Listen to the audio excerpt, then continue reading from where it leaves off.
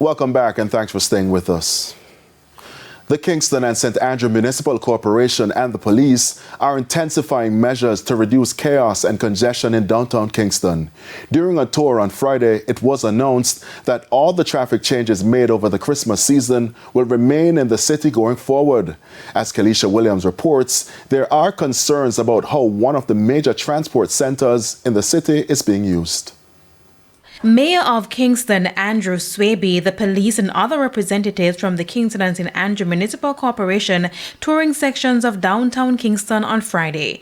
It was an initiative to assess the traffic changes made over the past few weeks to reduce congestion in the usually chaotic shopping district. So the decision going forward. As far as we are concerned, the temporary changes that were put in place remain as is. In December, several two-way streets were converted to facilitate one-way traffic. These traffic changes, I will just remind persons, are Haywood Street, one-way traveling easterly to Orange Street, West Queen Street, one-way traveling westerly to West Street, Pichon Street traveling one-way southerly to Spanish Town Road to Darling Street, and Beckford Street, one-way traveling westerly.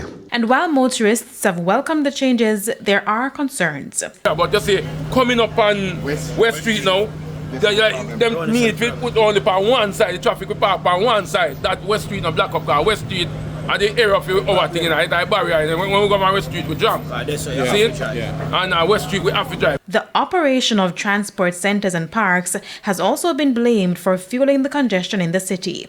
Take the Pichon Street Transport Center, for instance. Mr. Swaby said he noticed the park is not being used for its intended purpose. I've seen trailers inside there, businesses inside there, and it should be made where the buses terminate and taxis terminate, and we regulate that.